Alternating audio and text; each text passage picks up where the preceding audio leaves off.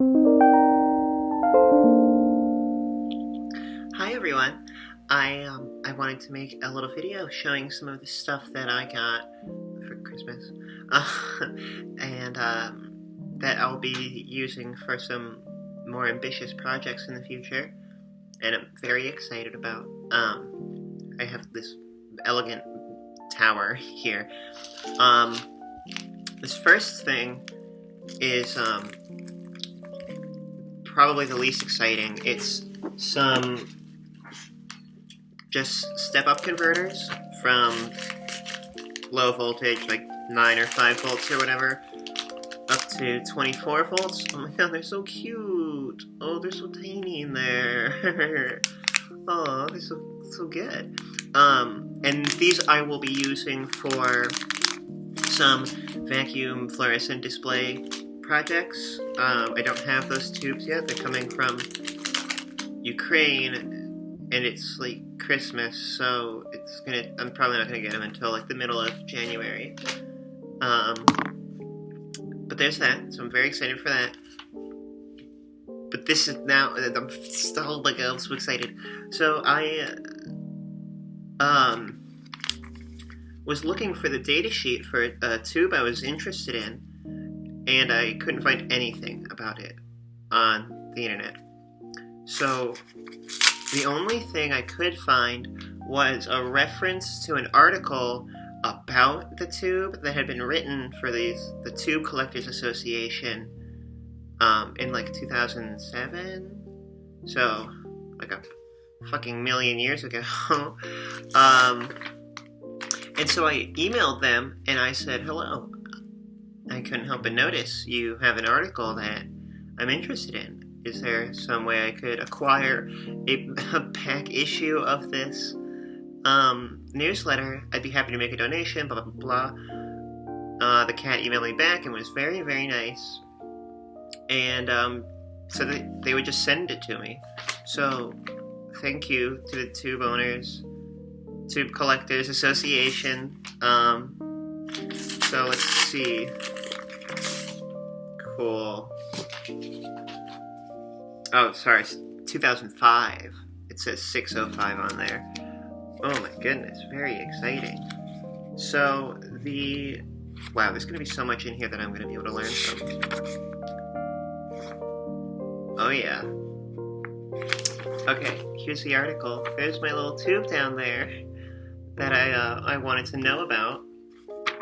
I think I will do a read-through of this article at some point, because there's going to be so much good information in there, and I'm very excited because this other stuff I have here is fragile. Yeah, there's that. Sorry, it wasn't funny. This is an RCA 913, which is a very, very cool vacuum tube. This is new old stock. It's never been used. It's probably never been opened other than by me, so I'm very excited. Look at that. Look at that. It's like a shrouded octal pin CRT. Look how tiny it is. It looks very beautiful. And it's robust and heavy. Most tubes are so light, and this has some real weight to it. The build quality is very lovely too. So these were designed for like hobbyists to build their own oscilloscopes with, and it's fucking diminutive. Do I have a rule? Do I own a ruler?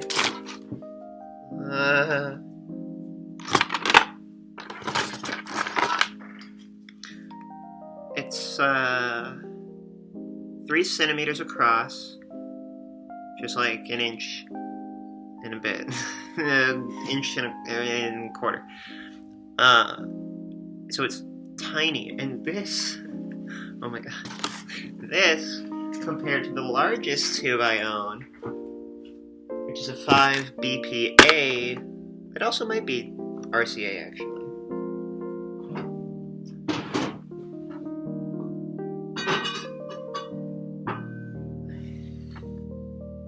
Dumont. Look at the size of this fucking thing. And this little guy. Very, amazing. So this, I have, operated this tube. It's really deep, which is really annoying. It's about as deep as my oscilloscope. There's not one of these in my oscilloscope though. It's something else, I don't remember. But, it's gigantic, so I don't really use it that much, except for like demonstration purposes. But I do think it's time for me to build some usable equipment, especially since my poor Angel oscilloscope keeps having issues. There was a problem with the high voltage supply like a month ago, and now the vertical deflection, or the horizontal deflection on the A channel, or on both channels, went out, and now the vertical deflection on the B channel is gone out. So I'm at the point where I'm a little bit concerned about the longevity of my oscilloscope. I'm going to fix it again and make a video of it, but I'm also going to start the process of building my own lab equipment, especially since I'm working with all these video circuits now, and all these oscillographic circuits where sometimes I need to see more than two things on a scope, and it would be really helpful to have like 3 or 4 scopes, especially since now that my collection is growing. It makes sense for me to start investing the tubes into a more permanent setup. I also did acquire the tube that was in that article that I had. It's one electron tube. It's a 1AP5-11. Made by KIP Electronics. Look at that, November of 1951. It's been in this box. I cut it open earlier because I was like, holy fuck. It's been in this box for 60 years. 70 years? It's been in this box for 70 years. That is pretty crazy.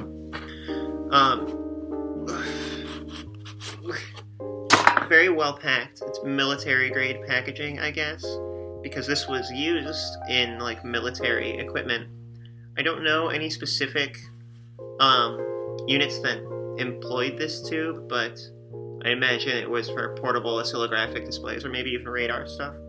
But look at that. It's kind of thick. It fits very nicely in your hand. I love the like red font. Can you read that?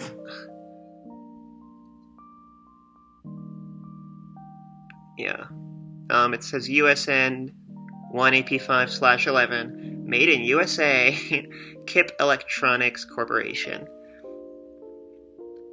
It's very, it feels very robust, and I don't know how well you can see this, but it's flat-faced, which is kind of unique for tubes. Most of them have a round face.